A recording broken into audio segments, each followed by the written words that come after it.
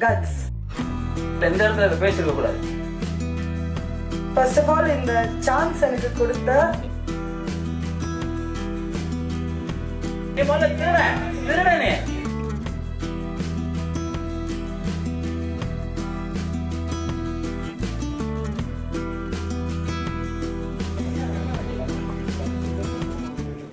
முதல்ல நான் சொல்லும் பொழுது தப்பா சொல்லிட்டோமோன்னு நினைச்சேன் சார். எனக்கு டவுட் வந்துருச்சு. ட்ரெய்லரா வந்த சாங்கை பார்த்த உடனே சார் தானே அப்படின்ற டவுட் வந்துருச்சு. கொடுக்கலாமே இந்த ப்ரொடியூசர் டைரக்டர் அவசாய ஹீரோ அப்படின்னும் பொழுது ஃபைன். அடுத்ததாக கில் செக்ரட்டரி திரு துரை அவர்களை மேடைக்கு வருமாறு அன்புடன் அழைக்கிறோம். அடுத்ததாக கதாநாயகி இல்லாம கூட ஆடியோ லான்ச் நடந்துரும், இவர் இல்லாம நடக்காது அப்படின்னு நினைக்கிறேன். கில் தலைவர் திரு ஜாக்வார் தங்கம் அவர்களை மேடைக்கு வருமாறு அன்புடன் அழைக்கிறோம்.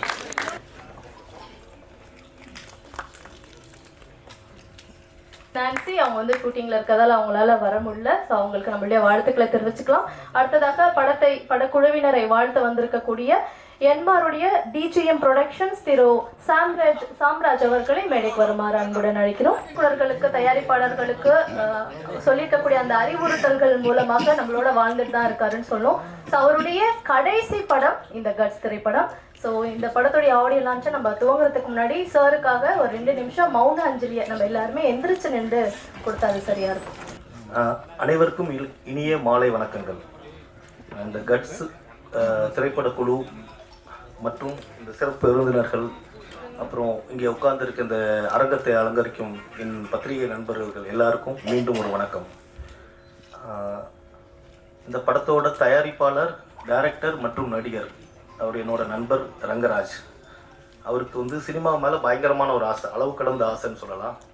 அந்த அளவு கடந்த ஆசையை சும்மா வச்சுக்காம இன்னும் கொஞ்சம் அதிகமாக ஒரு போராட்டத்தை போட்டு அது கூடுதல் கொஞ்சம் திறமையை சேர்த்துக்கிட்டாரு.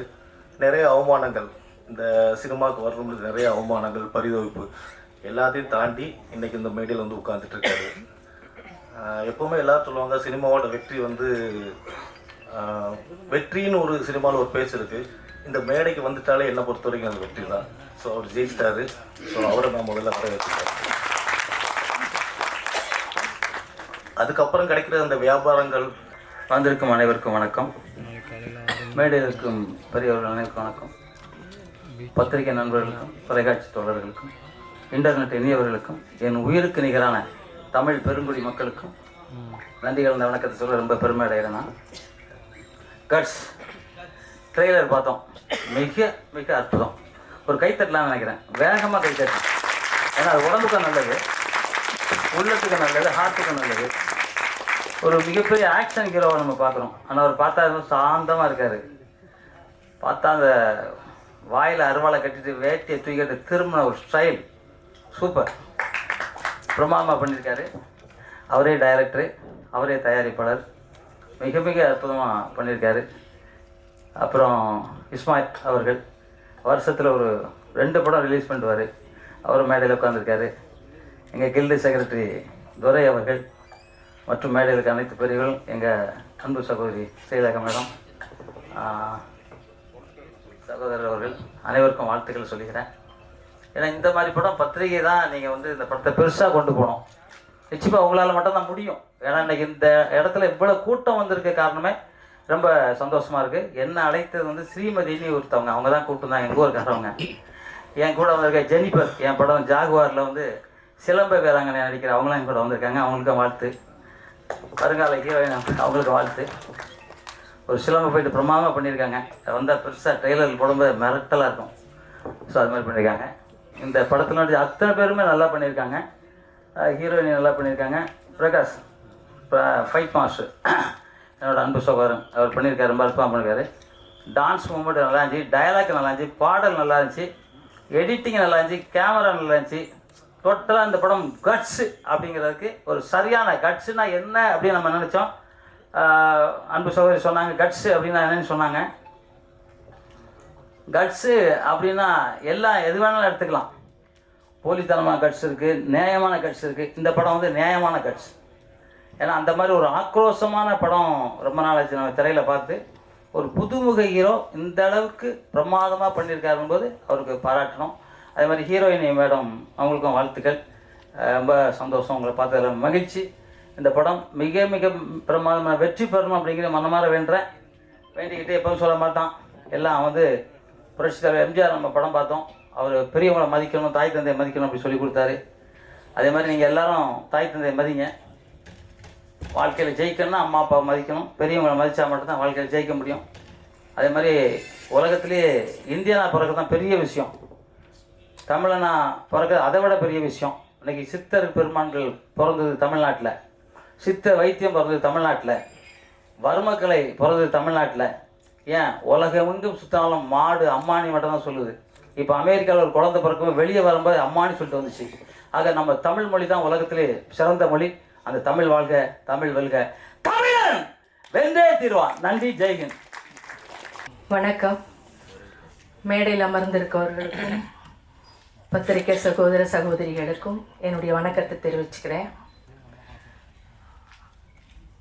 நிறைய பேர், அதாவது எனக்கு முன்னாடி பெரியவங்கெல்லாம் நிறைய வகுத்த பாதையில் தான் நான் இந்த நிமிஷம் வரைக்கும் அவங்க சொன்ன ஒரு அறிவுறுத்தலின்படி தான் நான் வந்துக்கிட்டு இருக்கேன்.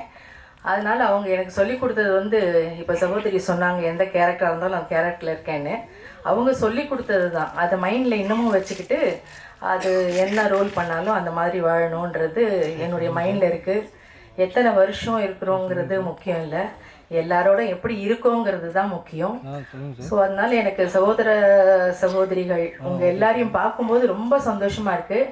நான் அந்த ட்ரெய்லரை பார்க்கல, ஏன்னா திருவேற்காடுலேருந்து ஷூட்டிங் முடிச்சுட்டு வரும்போது கொஞ்சம் லேட் ஆகிடுச்சு. ஸோ அதுக்காக மன்னிப்பு கேட்டுக்கிறேன் உங்கள் எல்லார்கிட்டேயும். அதனால் ட்ரெய்லரை பற்றி பேசுகிறதுக்கு தெரியல எனக்கு, ஏன்னா நான் பார்த்தா தான் நான் சொல்ல முடியும். ஆனால் தம்பி, அதாவது ரங்கராஜ் தம்பி என்னுடைய மகனாக நடிச்சிருக்காரு. உண்மையிலேயே சொல்லணுன்னா இந்த மாதிரி புதுசாக வர்றவங்களுக்கெல்லாம் நீங்கள் நிச்சயமாக வந்து நிறைய ஆதரவு கொடுப்பீங்க, வரவேற்பீங்க. உங்களால் முடிஞ்ச அளவுக்கு நீங்கள் வந்து முன்னேற்றத்தை கொடுப்பீங்கன்ற நம்பிக்கை எனக்கு இருக்குது. ஏன்னா கொஞ்சம் நஞ்சம் இல்லைங்க அவர் கஷ்டப்பட்டது. ஏமாற்றங்கள் நிறைய ஏமாற்றிட்டு ஓடினவங்கள தான் வந்து நான் பார்த்துருக்கேன். முதல் நாள் ஷூட் போவேன், அடுத்த நாள் போனால் அந்த இயக்குனர் இருக்க மாட்டார். என்ன தம்பி என்ன இல்லைம்மா அது. ஆனால் யார் மேலேயும் வந்து அவர் குத்தம் சொல்ல மாட்டார். அதுதான், இல்லைம்மா இந்த மாதிரி கிளம்பிட்டாங்கம்மா அவ்வளோதான் அப்படின்வாரு. அப்போ நான் சொல்லுவேன், நீங்கள் வருத்தப்படாதீங்க, ஒருவேளை கதாநாயகன் ப்ரொடியூசர் இல்லாமல் இயக்குனர்ன்ற பேரும் உங்களுக்கு வரணுங்கிறதுக்காக தான் கடவுள் வந்து இந்த மாதிரி அமைச்சு கொடுத்துருக்காரு. அதனால் நீங்கள் கடவுளுக்கு நன்றி தான் சொல்லணும். உங்களை விட்டுட்டு போனவங்களுக்கு நீங்கள் தேங்க்ஸ் சொல்லுங்கள். அதுதான் வந்து சிறப்பு. இல்லைனா அந்த இயக்குனருங்கிற அந்த ஒரு பேர் வந்திருக்காது தம்பிக்கு. ஸோ அதனால் அப்புறம் என்ன புக் பண்ணும்போது கேட்டிருந்தாங்க இந்த மாதிரி. நான் சொன்னேன் யார் நடிக்கிறாங்க அப்படின்னு. புதுசுமா, அவர் தான் ப்ரொடியூசர், அவர் தான் வந்து ஹீரோ அப்படின்னாங்க. சரி ஓகே, ஏன்னா நானும் ஒரு காலத்தில் அப்படி தான் புதுசாக வந்தேன். ஸோ அதனால் புதுசாக நடிக்கிறவங்க கூடலாம் வந்து நடிக்கக்கூடாது, அவங்க எப்படி அப்படியெல்லாம் கிடையாது. என்னுடைய எண்ணம் அப்படியே கிடையாது. அவங்க எப்படி பண்ணுறாங்க, ஏதோ எனக்கு தெரிஞ்சு எனக்கு பெரியவங்க சொல்லி கொடுத்ததை என்னால் முடிஞ்சது ஏதாவது ஒரு சில வார்த்தைகள் அவங்களுக்கு சொல்லலாம், அவங்களுடைய முன்னேற்றத்துக்கு அப்படின்னு நினச்சி தான் நான் போனேன். ஆனால் ஃபஸ்ட்டு டே போகும்போதே பொன்னேரியில் வந்து ராத்திரி ஷூட்டு. நான் மேக்ஸிமம் ராத்திரி ஷூட்லலாம் வந்து நான் ஒர்க் பண்ணுறது இல்லை, ஏன்னா வந்து ரொம்ப லேட்டு நைட் ஆகிடுச்சுன்னா எனக்கு முடியலை. ஸோ அதனால் என்ன பண்ணேன்னா, இல்லை அன்றைக்கி புக் பண்ணும்போது என்ன சொன்னாங்கன்னா, இது வந்து லேட் நைட்டு தான்மா, 2 to 2 போகிறாங்க அப்படின்னாங்க. சரி ஓகே வரேன். ஏன்னா படம், அதுவும் ஹீரோவுக்கு மதர் ரோலு, புதுசாக வரக்கூடிய ஒருத்தர், அவரால் நம்மளால் முடிஞ்ச அளவுக்கு அவருக்கு வந்து நம்ம ஹெல்ப் பண்ணலாம் அப்படின்னு சொல்லிட்டு போனோடனே பார்த்தா மழையில் நனைகிற சீன். எப்போது ராத்திரி 12:30 மணிக்கு. எனக்கு அந்த மழையில் நனைகிற சீன் சொல்லவே இல்லை எனக்கு. ஏன்னா மழையில் நனைகிற சீனுன்னு சொன்னால் அதுக்கு தகுந்த மாதிரி நமக்கு தேவைகள் என்னென்னமோ அந்த ட்ரெஸ்ஸு அதெல்லாம் எடுத்துகிட்டு போகலாம். ஒன்றுமே சொல்லலை. என்னப்பா மழையில் என்ன, ஐயோ அம்மா உங்களுக்கு சொல்லலையாம்மா அவங்க, ஐயோ சாரிம்மா அத்தனை சாரி. நான் காரில் கிளம்பி ஷூட்டிங் முடிஞ்சு திரும்பி வர்ற வரைக்கும் அத்தனை மன்னிப்பு கேட்டுட்டு இருந்தார். நான் சொன்னேன், ஐயோ அத்தனை மன்னிப்பு கேட்க வேண்டிய அவசியமே இல்லை தம்பி, வந்துட்டோம் நடிச்சிட்டோம். ஏன்னா வந்ததுக்கப்புறம் வந்து பண்ண மாட்டேன்லாம் சொல்ல முடியாது, நடிச்சிட்டோம். அதனால் நீங்கள் அதை பற்றியெல்லாம் ஒன்றுமே முதல்ல நீங்கள் இந்த மன்னிப்பு கேட்குறத விடுங்க அப்படின்னு. அதே மாதிரிங்க, உண்மையிலேயே நான் வந்து இந்த தம்பி நடிக்கும்போது அந்த ஒரு மழை சீனில் நான் அவர் செத்து போகிற மாதிரி ஒரு சீனு, அதில் பார்த்தீங்கன்னா உண்மையிலேயே நான் வந்து ஒரு புதுசாக வந்து ஆர்டிஸ்ட் மாதிரி எனக்கு தெரியல. ஏன்னா அந்த அளவுக்கு ஸ்ட்ரெயின் பண்ணி அந்த அளவுக்கு வந்து ஒரு பொறுப்பாக அந்த அளவுக்கு அந்த வந்து அடுத்த ஆர்டிஸ்ட்டுங்களுக்கும் அந்த கஷ்டத்தை கொடுக்கக்கூடாது, தன்னால் அவங்களுக்கும் கஷ்டம் ஏற்படக்கூடாதுன்ட்டு நினச்சி அந்த ஒவ்வொரு கேரக்டர் அந்த ஒவ்வொரு சீனும் வந்து அந்த அளவுக்கு பிரமாதமாக பண்ணியிருக்காரு. உண்மையாக ஒரு மகன்னா மகன் மாதிரியே நடிச்சிருக்காரு. ஸோ அதனால உண்மையாக நான் அதில் வந்து நடிக்கும்போது எனக்கு அவர் மகனாக நடிக்கிறாருன்னே எனக்கு தெரியல. உண்மையாக நானும் அவரும் வந்து அம்மா பிள்ளையாக தான் வாழ்ந்தோம். அதில் உண்மையிலேயே எனக்கு ரொம்ப சந்தோஷம். அதனால் அவருடைய எனக்கு டைட்டில் வந்து முந்தா நேற்று தான் வந்து தானு அண்ணா தான் வந்து டைட்டில் வந்து ஓப்பன் பண்ணார். அப்போ நான் படம் அப்போ தான் எனக்கு டைட்டிலே தெரியும். ஏன்னா டைட்டில் யாருக்குமே தெரியாது. அப்போ டைட்டில் பார்த்த உடனே தம்பி வந்து எனக்கு அனுப்பிச்சிருந்தார் வாட்ஸ்அப்பில், அம்மா இது மாதிரி தான் டைட்டிலு அப்படின்னு சொல்லிட்டு. பார்த்தா கட்ஸு. அந்த டைட்டிலுக்கு ரொம்ப பொருத்தமான ஒரு ஆசாமி யாருன்னா ரங்கராஜ் தான். அதில் எந்த விதமான மாற்று கருத்துமே கிடையாது. ஏன்னா அந்த அளவுக்கு கட்ஸான ஒருத்தர் நல்லா ஒர்க் பண்ணிட்டு இருந்த ஒரு இடத்த விட்டுட்டு இந்த சினிமா மேலே இருக்கிற ஆர்வத்தில் தன்னுடைய என்ன சொல்கிறது அவ்வளோ கஷ்டத்தையும் ஏமாற்றத்தையும் அசிங்கத்தையும் அவமானத்தையும் தாங்கிக்கிட்டு இந்த படத்தை வந்து அவர் இந்த அளவுக்கு நான் ஃபோன் பண்ணேங்க ஒரு 2 மாதத்துக்கு முன்னாடி. போன மாதம்லாம் வந்து 2-3 தடவை ட்ரை பண்ணுவேன். எப்போவுமே நான் ஒர்க் பண்ணிட்டேன்னா அந்த ஹீரோ ஆகட்டும் இல்லை அந்த கூட இருக்கிற கோ ஆர்டிஸ்ட்டுங்களாம் எப்படி இருக்காங்கன்னு ஜஸ்ட் ஒரு கால் பண்ணுவேன். தம்பிக்கு 2 மாதமாக ஃபோன் பண்ணுறேன், ஃபோனே எடுக்கலை. எனக்கு ஏன் தம்பி எடுக்க மாட்டேங்கிறாரு, என்ன எம்எல்ஏ ஏதாவது வருத்தமா கோவமா என்னாச்சு, என்ன படம் ரிலீஸ் பண்ண முடியலையா, ஏன் எதுக்குன்னு மண்டையை போட்டு பிச்சுக்கிறேன். அதுக்கப்புறம் வந்து தம்பி வந்து அன்றைக்கி ஃபோன் பண்ணி இந்த மாதிரி இல்லை வந்து படம் ரிலீஸ்க்காக தான்மா நான் கொஞ்சம் வந்து அலைஞ்சிட்டு இருந்தேன், அதனால தான் உங்கள் ஃபோன் எடுக்கல, சாரி தப்பாக எடுத்துக்காதீங்கம்மா, இப்போ வந்து எல்லாத்தையும் நல்லபடியாக முடிச்சுட்டேன், நாளைக்கு வந்து இந்த மாதிரி தானு அண்ணங்கிட்ட போயிட்டு டைட்டில் வைக்கிறோம் அப்படின்னோடனே, ஓ இதுக்காக தானப்பா, நீ அதெல்லாம் கவலையே படாத, நிச்சயமாக ஒரே ஒரு விஷயம்ப்பா, நம்ம இந்த இடத்துல வந்து சாதிக்கணுங்கிற விஷயம் இருந்தால் தான் கடவுள் வந்து நம்மளை இங்கே கூட்டிகிட்டு வருவார். இல்லைன்னா வேறு ஏதாவது நீ ஒர்க் பண்ணுற இடத்துலையே ஒர்க் பண்ணிவிட்டு அங்கேயே ஹாயாக இருந்திருக்கலாமே, இங்கே வர வேண்டிய அவசியமே இல்லையே. அதனால் நிச்சயமாக உன்னுடைய அந்த டெடிக்கேஷனுக்கு அந்த சின்சியர் ஒர்க்குக்கு நீ அந்த தொழில் மேலே வச்சுருக்கிற பக்திக்கு கண்டிப்பாக நீ நிச்சயமாக நல்லா வருவே அப்படின்னு சொன்னேன். அதுக்கு தகுந்த மாதிரி அந்த பேரும் அவருக்கு ரொம்ப சூட்டபுளான ஒரு நேம் கட்ஸ். உண்மையிலேயே அவர் ரொம்ப கட்ஸானவர் தான். அதனால நீங்கள் எல்லாரும் சேர்ந்து உங்கள் வீட்டு பிள்ளையாக நினச்சி அந்த பிள்ளைய நிச்சயமாக நீங்கள் உங்களுடைய எழுத்து உங்கள் கையில் தான் இருக்குது, எல்லாமே உங்கள் கையால் அவர் வந்து இன்னும் மேன்மேலும், அதாவது இவர் வந்துட்டாருன்னா இன்னும் அடுத்தடுத்து கூட படங்கள் நிறைய வர்றதுக்கு நிறைய பேருக்கு வந்து வாய்ப்புகள் கொடுக்கறதுக்கும் ஒரு பெரிய விஷயமா இருக்கும். அதனால் நீங்கள் எல்லாருமா சேர்ந்து அந்த தம்பியை உயர்த்தி விடணும்னு உங்ககிட்ட நான் தாழ்மையோடு கேட்டுக்கிறேன். எனக்கு பேச வாய்ப்பு கொடுத்ததுக்கு நன்றி, வணக்கம். சிவானி சார் அதில் ஒருத்தர் வந்து இப்போ பேச வர. அனைவருக்கும் வணக்கம். மேடையில் அமைந்திருக்கும் அனைத்து பெரியோர்களுக்கும் நண்பர்களுக்கும் எதிரே அமைந்திருக்கும் பத்திரிகையாளர்களுக்கெல்லாம் என்னுடைய வணக்கத்தை தெரிவித்துக் கொள்கிறேன். ஒரு காலத்திலாம் இயக்குநர்களுக்கு எவ்வளோ மரியாதை இருந்துன்னு உங்களுக்கு தெரியும். இன்னைக்கு இயக்குநர்கள் அந்த மரியாதை இல்லை. அந்த விஷயத்தில் ஒரு படத்தை அவர் எடுத்து தயாரித்து அதை இயக்கி நடிச்சிருக்கிறாரு. 4 கேரக்டர் நீ கண்டிப்பாக போய் பார்க்கணும், இல்லை தேட்டரில் எழுது, நல்ல ரிவ்யூ எழுதுங்க. அவருக்கு என்னுடைய வாழ்த்துக்கள். இந்த மேடை நான் வேறு விதத்துக்காக பயன்படுத்த நினைக்கிறேன். இன்றைக்கி வந்து தயாரிப்பாளர் சங்கம் மூலமாக ஒரு அமைப்பு ஆரம்பிச்சு அதுக்கு என்னுடைய வாழ்த்துக்களை தெரிவிச்சுக்கிறேன். அதை தாண்டி இன்னும் பல ஆயிரம் அதாவது தொழிலாளிகள் அங்கே இருக்காங்க பெப்சி யூனியனில், அவங்களுக்கெல்லாம் வாழ்வாதாரம் போயிடும். என்ன அப்படின்னு பார்த்தீங்கன்னா, தயாரிப்பாளர் சங்கத்தில் யாரெல்லாம் உறுப்பினர் ஆகிறோ அவங்களுக்கு மட்டும்தான் அந்த வாழ்வாதாரம் இருக்கும். கிட்டத்தட்ட 50 ஆண்டு காலம் பழமை சங்கம் அது. தமிழக முதல் அவர்களுக்கும் இந்த சினிமாவில் தான் வந்திருக்காங்க. அவங்கள்ட்டும் சரி, தமிழக துணை முதல் ஒரு சினிமாவில் தான் வந்திருக்காங்க. இந்த தொழிலாளர்கள், அதாவது தொழிலாளி இல்லைன்னா முதலாளியே இல்லை. நம்ம பழைய படத்திலலாம் பார்த்துருப்போம், ஒரு பண்ணையார் ஒருத்தர் நின்றுருப்பார், இந்த பக்கம் ஒரு 10 பேர் உட்காந்துட்டு இருப்பாங்க, ஒருத்தர் கீழே உட்காந்துட்டு இருப்பாங்க, அங்கேருந்து ஒருத்தர் நடந்து வந்துகிட்டே இருப்பார். என்ன விஷயம்னு கேட்பார். இல்லை தம்பி 10 ரூபா கூலி கேட்டோம், அதனால என்ன அடிச்சிட்டாங்க அப்படிம்பாங்க. உடனே இந்த பக்கம் பண்ணையார் என்ன சொல்லுவான் அப்படின்னா, கூலிக்கார பயல்க, இவனுங்களுக்கு யாரா 10 ரூபா கூலி கேட்கணும் அப்படின்னு ஒரு வசனம் இருக்கும். இந்த வசனத்தில் வர தம்பி யாருன்னு பார்த்தீங்கன்னா, எம்ஜிஆர்லேருந்து ரஜினி அவர்கள்லேருந்து கமல் ஆக்ஷன் ஹீரோ எல்லாம் ராமராஜன் அவர்களையும் அந்த தொழிலாளர்களுக்காக தான் இயங்கி இந்த திரைப்படங்கள் வந்து ஆக்ஷன் ஹீரோவாக இருந்திருக்காங்க. ஆனால் இன்னைக்கு ஒரு சங்கம் ஆரம்பிக்கப்படும் போது இந்த தொழிலாளர்கள் நிலை கண்டிப்பாக அது கேள்வி உரியாக இருக்கும். தமிழக அரசு இதுக்கு பிரச்சனையை தீர்வு காணணும். அது மட்டும் இல்லாமல் இந்த தொழிலாளர்களுக்கு ஏதாவது ஒரு நல உதவியே அந்த பிரச்சனை தீர்வு. ஏன்னா நீங்கள் வந்து பாருங்க, ஒரு ரஜினிகாந்த் அவர்களின் படம் வருதுன்னா ரசிகர்கள் முக்கியமாக சந்தோஷப்பட மாட்டான். அந்த யூனியனில் இருக்கிற பெப்சி யூனியன் இருக்கிறவங்க சந்தோஷப்படுவாங்க. என்ன காரணம் அப்படின்னா 50 நாள் 100 நாள் அந்த வேலை இருக்கும். இப்போ விஜய் அவர்கள் வந்து நடிக்கிறதை விட்டுக்கிட்டு அரசியலுக்கு போயிட்டாங்க. அதனால எவ்வளோ அந்த சங்கத்தை நம்பி இருக்கிற தொழிலாளர்கள் நிறைய பேர் பாதிக்கிறாங்க. தயவுசெய்து இதை நீங்கள் தமிழக முதல்வருக்கு எடுத்துக்கொண்டு அந்த தொழிலாளர்களுக்காக ஒரு கொஞ்சம் குரல் கொடுக்கணும். மேலும் வந்து அம்மா அவர்கள் சொன்னாங்க புதியவர்கள்லாம் வரணும் அப்படிங்கிறதுக்காக.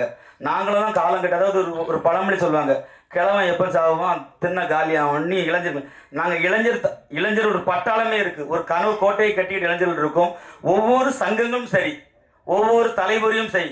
பாருங்களேன், பாகவதர்னு ஒரு நடிகன் இருந்தார். அவர் இடம் விட்டு எம்ஜிஆர் வந்தார். எம்ஜிஆர்னு ஒரு நடிகன் இருந்தார். அதை இடம் விட்டு வந்து ரஜினி வந்தார். இப்போ இடங்கள் விடவே இல்லை. நிறைய இளைஞர்கள் தங்களுடைய திறமையை வச்சு இந்த சினிமாவில் வந்து ஜெயிக்கொண்டு வராங்க. அவங்க வழி விடுங்க. அது நடிக்கிறதுக்கு மட்டும் இல்லை, ஒளிப்பதிவு, இசையமைப்பால் எல்லா விஷயத்துலையும் சங்கங்கள், இப்போ நிறைய சங்கங்கள் பிரச்சனையிலேயே ஓடிட்டு இருக்கு. ஒரு காலகட்டத்துக்கு அதாவது ஆட்சிங்கிறது வந்து ஒரு 5 வருஷம் 10 வருஷம் இருக்கலாம். 30 வருஷமா ஒருத்தரையே ஆட்சி அதிகம் பண்ற மாதிரி இந்த சங்கங்களை தயவு செய்து முதியோர்கள் தயவுசெய்து நான் உங்களுக்கு கெஞ்சி கேட்டா, உங்களால் ஒரு 10 வருஷம் இருந்துட்டீங்க, அதை வழிவிட்டு இளைஞர்களுக்கு கண்டிப்பா அது செய்யணும். அப்பதான் இளம் தலைமுறைகள் வந்து நல்ல படங்கள் கொடுப்பாங்க. ஒரு இளைஞர் லோகேஷ் கனகராஜ் நல்ல படம் கொடுத்ததுனால தான் உடனே கூப்பிட்டு ரஜினிகாந்த் அவர்கள் அடுத்த படம் கொடுக்குறாங்க. நாயகன் அழகா இருந்தாதான் படம் ஓடும் அப்படிங்கிற காலத்தை காட்டி கோலமாலு கோகிலான ஒரு படத்தை வந்து கொடுத்துருக்காங்க. இப்படி நிறைய இளைஞர்கள் இங்கே இருக்கிறார்கள். அவர்கள் வெளியே வராம இருக்கிறது கார்பரேட். அதுக்காக உதாரணத்தை சொல்லிட்டு நான் விடைகிறேன். இந்த மேடை நிறைய ஒரு பணத்தை கட்ட அடுக்கி ஒரே மனத்தில் என்ன அந்த பணம் அவனுக்குன்னு சொல்லுவாங்க. ஒரு மனத்தில் எண்ணணும். பல இளைஞர்கள் ஓடி வருவான். அதை என் பணம் என்ன இருக்குது, கடைசியில் எப்படியாவது ஒருத்தன் அது பிறந்திருப்பான், எண்ணெய்க்கு துடிப்பான். கடைசியில் 10 நொடி இருக்கும், எனக்கு 3 தாள் இருக்கும். அதை என்னமோ மணி அடிச்சிருவாங்க. அதான் கார்பரேட். இங்க ஒவ்வொரு இளைஞனும் இந்த கனவு கோட்டையை நோக்கி நகர்ந்து வருகிறான். அந்த நகர்வை தடுப்பது யார்? ஒவ்வொரு சங்கம்னா என்ன? ஒரு கூட்டு முயற்சி. ஒருத்தருக்கு பிரச்சனை, 10 ஆட்டோக்காரங்க உட்கார்ந்து இருப்பான். அவன் ஒரு பிரச்சனை, மாப்பிள்ள அடிச்சாண்ட கூப்பிட்டு பிரச்சனையை சால்வ் பண்ண சங்கம். ஆனா இன்னைக்கு 2-3 ஆண்டுகளாக பல சங்கங்கள் கேள்விக்குரியார். காரணம், அவங்களும் கார்பரேட் மாதிரி அங்கேயே உட்கார்ந்துக்கிறாங்க. நாங்களும் இயங்குகிறோம். கிழவன் எப்ப சாக வேண்டாம், விலகிக் கொள்ளுங்கள். இது புரிந்தவர்களுக்கு புரியட்டும். தர்மம் ஜெயிக்கும். ஜெயஹிந்த். இந்த விழா வந்து கட்சி சம்பந்தமானது. இப்போ பேசுகிறவர் சொன்னார், திண்ணை எப்போ காலியாகும், அண்ணன் எப்போ சாவான் அப்படின்னு. முதல்ல திருடனுங்க இந்த வார்த்தையை பேசக்கூடாது. நல்லவன் தான் பேசணும். ஆதாரமாக எல்லாம் நிரூபிச்சிருக்கோம். நாங்கள் கோர்ட்டில் கேஸ் இருக்குது. இந்த இடத்துல பேச நல்லா இருக்காது. அதோட நிறுத்திக்கிறேன். யாரும் சங்கத்தை பற்றி இந்த இடத்துல பேசக்கூடாது. ரஜினிகாந்தை பேசுறதுக்கு ஒரு தகுதி வேணும். பெரியவங்களை பற்றி பேசுறதுக்கு ஒரு தகுதி வேணும். முதியோர்கள், சின்னவர்கள் அதெல்லாம் யாரும் கிடையாது. முதியோர்னா என்ன? முதியோர் திருடாம முதியோர், திருட சின்னவரா? இல்லை, இந்த இடத்துல இதை பேசிருக்க கூடாது. இப்போ நீங்கள் பத்திரிக்கையாரா? உட்காருங்க போல. நீங்கள் பத்திரிக்கை நான் ஒத்துக்க மாட்டேன். நீங்க உட்காரு. நீ முதல்ல திருட நீ இல்ல நீ திருடிட்டு போனியா இல்லையா? நீ திருடிட்டு போனியா இல்லையா? பணத்தை திருடுனியா இல்லையா? நான் ஆதாரமா சொல்றேன். எவ்வளவு திருடுறானே? உன் மேல எவ்வளவு கேஸ் நடக்குது? என்னெல்லாம் திருடினது, எத்தனை கேஸ்? நீ உட்காரு முதல்ல. நீ பத்திரிகாரன் சொல்லாத. நீ சொல்லக்கூடாது பத்திரிகாரன். பத்திரிகாரங்க பேரெல்லாம் கெட்டு போயிடும். யாரு பத்திரிகாரங்க? பத்திரிகாரங்க யாரு? அவங்க அடுத்த நீ யாரு முதல்ல? நீ யாரு பத்திரிகாரன்? நாங்க தான் பத்திரிகை நடத்தி வச்சிருக்கேன். ஆனா பத்திரிகாரர் இல்ல. பத்திரிகாரனா அதுக்கு ஒரு தகுதி இருக்கு. அதை படி பேச நீ யாரு முதல்ல? திருட சங்கத்துல பணத்தை திருட பண்ண திருட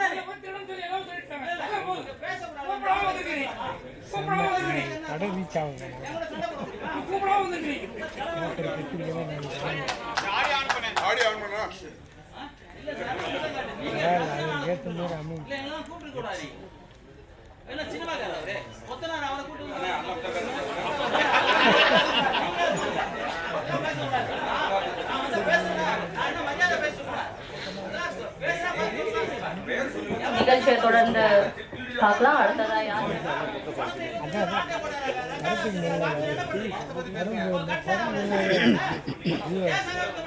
அடுத்ததாக கட்ஸ் திரைப்படத்தை பற்றி வாழ்த்தி பேசுவதற்காக கில்ட் உறுப்பினர் திரு சங்கர் அவர்களை மேடைக்கு வருமாறு அன்புடன் அழைக்கிறோம். மகிழ்ச்சி. இந்த படம் சென்சார் போர்டு, அதாவது என்னன்னா ஒரு படத்தை எடுக்கிறதுக்கு இன்னைக்கு நமக்கு வந்து பெரிய ஒரு ஒரு நமது இயக்குனர் மதிப்பிற்குரிய அன்பு சகோதரர் அம்மா சொல்லும்போது உள்ள இருந்து அப்படியே பொங்கி கண்ணுல இருந்து நீர் வடியுது. அவர் அவ்வளோ அடி ஐயனா எல்லோருக்கும் கை கொடுத்து தூக்கத்துக்கு ஆள் இருக்கு. ஏவிஎம் நிறுவனம், நீங்க பல நிறுவனங்கள் இருக்கு. ஆனா ஐயா, நான் அன்பு சகோதரன் சிவானி செந்தில் சொன்ன மாதிரி அவர் வந்து பாத்தீங்கன்னா அவரா கைய ஊனி, அவரா எழுந்து, அவரா கொஞ்சம் கொஞ்சமா நடந்து சேரு சகதி அடி உத வெட்டு குத்து எல்லாத்தையும் அவமானங்களை சந்திச்சு இன்னைக்கு வெற்றி நடை போட்டு இன்னைக்கு வந்து நிற்கிறார். ஐயா, கள்ளக்குறிச்சி மாவட்டம் இந்த கட்சியுடைய போஸ்டர் விளம்பரங்கள் எல்லாம் நான் பார்த்துக்கிறேன். என்னுடைய செலவு நான் பண்ணிக்கிறேன், அது நானே செய்கிறேன். எனக்கு அது பெருமையானா என் நண்பன் சக்கரவர்த்தி, டைகர் சக்கரவர்த்தி, எங்கள் அண்ணன் துரையண்ணன் அவர்கள் அவங்களாம் இருக்காங்க. எங்களால் என்ன முடியுமோ அந்த உதவியை நான் செஞ்சு கொடுத்துட்றேன் கட்டாயம். அதே மாதிரி சென்சார் போர்டில் இப்போ அழகாக படம் பிடிச்சி காட்டியிருந்தார். அந்த பாட்டு சீனில் அந்த யானை வந்தது, அது ஒரிஜினல் தானங்க ஐயா? ஆமாம், இந்த ஒரிஜினல் இருந்த வரைக்கும் உண்மை இருந்தது. ஐயா புரட்சித் தலைவர் எம்ஜிஆர் அவர்கள் புலியோட சிங்கத்தோட சண்டை போட்டார், கேப்டன் போட்டார். ஆனால் இன்னைக்கு நாங்கள் எல்லாமே கிராஃபிக்ஸ் கூட போட வேண்டியதாக இருக்குது. கார்பரேட் சொன்னார் இல்லைங்களா? இன்னைக்கு கார்பரேட், நான் இன்னைக்கு ஒரு நாய்க்குட்டியை வளர்த்து அந்த நாய்க்குட்டியை 3 மாதம் வளர்த்தேன்னா அந்த நாய்க்குட்டி வச்சு படம் எடுத்தேன். எனக்கு செலவு கிடையாது, உணவு மட்டும்தான். ஆனால் கிராஃபிக்ஸை கொண்டு வந்துட்டாங்க, பல கோடி எங்களுக்கு லாஸ் ஆகிட்டு இருக்கு. அதில் இன்னைக்கு பல லட்சங்களை இழக்கிறோம் நாங்கள். கிராஃபிக்ஸ் இதில் இந்த கார்பரேட்டுக்காக தான் இந்த சென்சாரே வந்ததான் நாங்கள் நினைக்கிறோம். அவ்வளோ வலியும் வேதனையுமா இருக்கு. அதே மாதிரி திரைப்படங்கள் அண்ணனோட சொல்லிட்டு போனார். திரைப்படங்கள் ஒரு படத்தை நாங்கள் ரிலீஸ் பண்றோம்னா ஒரு சின்ன பட்ஜெட் படம் கொண்டு வர முடியல, திரைக்குள்ள கொண்டு வர முடியல. நான் என்ன சொல்றேன், எங்களுடைய மாண்புமிகு முதலமைச்சர் அவர்களுக்கு அவருடைய கவனத்துக்கு நாங்கள் கொண்டு போறோம். எங்களுக்கு ஒரு 100 தியேட்டர் கட்டி கொடுங்க. எல்லாருக்கும் என்னென்னமோ சரிங்களா, 250 கோடி ரூபாயில கூட நூலகம் திறக்கிறீங்கன்றாங்க. யாரும் படிக்கிறதுக்கு அங்கே ஆள் இல்லை. பூந்தோட்டத்துக்குள்ள ஆள் இருக்க மாதிரி தான் இருக்கு. அங்க சரியான நூலகங்கள் கிடைக்கல, சரியான நூல்கள் இல்லை, எங்களுடைய நூல்கள் அங்க இல்லை. இருக்கிறது பூரா பல தலைமுறையா வளர்ந்தவங்களுடைய வரலாற்று புத்தகங்கள் தான், பதிவுகள் தான் இருக்கிற ஒழிய எங்களுடைய அகநானூறு புறநானூறு 10 பரிபாடல் இதெல்லாம் காணும், அதனுடைய தொகுப்புகளை காணும், எங்களுடைய ராஜராஜ சோழனோட காணும். அதனால அந்த அந்த இதாக ஐயா மாண்புமிகு முதலமைச்சர் அவர்களுக்கு நாங்கள் கோரிக்கை வைக்கிறத, எங்களுக்கு ஒரு 100 தியேட்டர் ஒரு 100 கோடி ரூபா ஒதுக்குங்க. எங்களுக்கு ஏ சென்டர்ல நீங்க கொடுக்க வேணாம், பி சென்டர் சி சென்டர்ல கட்டி விடுங்க. எங்களுடைய திரைப்படங்கள் அங்க நாங்க ஓட்டிக்கிறோம். 50 ரூபாய்க்கு நாங்க டிக்கெட் தரோம், ரசிகர்கள் நாங்க பார்க்கறதுக்கு அனுமதி கொடுக்குறோம். 50 ரூபாய் எங்க தியேட்டர், நாங்க படம் கொடுக்குறோம். எங்களுக்கு என்ன படம் மிரட்டுது.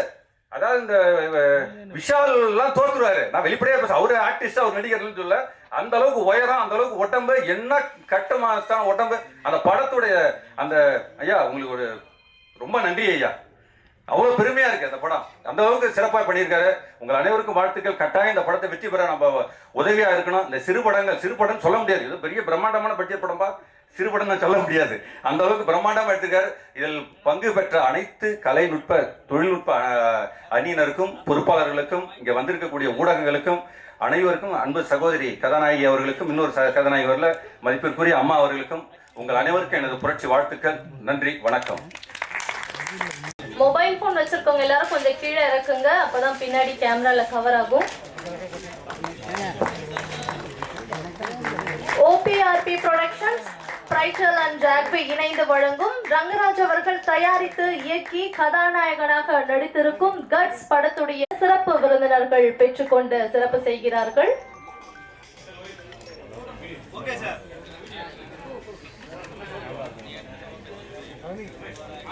அனைவருக்கும் வணக்கம். மீடியா ரெப்ரசன்டேட்டிவ், ஸ்டேஜில் இருக்கிற டிக்னிட்டரிஸ் எல்லாருக்கும் ரொம்ப வணக்கம். கட்ஸ், ஃபர்ஸ்ட் ஆஃப் ஆல் இந்த சான்ஸ் எனக்கு கொடுத்த ரைட்டர் டைரக்டர் ரங்கராஜ் சார் ரொம்ப ரொம்ப தேங்க்யூ சார். நான் செகண்ட் ஹீரோயினாக பண்ணியிருக்கேன்னு மேம் சொன்னாங்க. எஸ், ஆனால் கேரக்டருன்றது ஒவ்வொரு ஸ்டோரிக்கு ஏற்ற மாதிரி மாறும். ஸோ இதில் எனக்கு கொடுத்த கேரக்டர் என்னை பொறுத்த வரைக்கும் ரொம்ப ஒரு டிஃபிகல்ட்டாக நான் எஸ்டாப்ளிஷ் பண்ணியிருக்கிற ஒரு character. I was very blank. நான் உள்ளே போனப்போ அதுக்கான ஃபுல் சப்போர்ட் கொடுத்து எப்படி பண்ணோம், என்ன பண்ணோம், ஹவு ஷுட் ஐ போட்டு இந்த கேரக்டர் எல்லாமே எனக்கு கற்றுக் கொடுத்த ரங்கராஜ் சார் ரொம்ப ரொம்ப தேங்க்யூ சார். ஒவ்வொரு இன்ச்சான ஒரு டீட்டெயில்ஸ் நீங்கள் எனக்கு கற்றுக் கொடுத்தீங்க. Yes, it is a new platform. எனக்கும் இது ஒரு நியூ பிளாட்ஃபார்ம். ஆனால் நீங்களும் இதில் ஒரு நியூன்றது அவ்வளோ ஈஸியாக என்னால் கண்டுபிடிக்க முடியல. ஏன்னா நான் என்ன பண்ணுன்றது என்னை விட பர்ஃபெக்டாக நீங்கள் வந்து எனக்கு நடிச்சு கற்றுக் கொடுத்தீங்க. அண்ட் அதான், and I just want to say thank you so much for the opportunity. Every one, all the dignitaries என்னை மென்ஷன் பண்ணதுக்கும், all the media representatives every ஒனுக்கும் ரொம்ப மென்ஷன் பண்ணதுக்கு ரொம்ப தேங்க்யூ. கட்ஸ் படத்துக்கு உங்கள் சப்போர்ட் கண்டிப்பாக வேணும். ப்ளீஸ் உங்கள் சப்போர்ட்டை கொடுங்க. Thank you so much.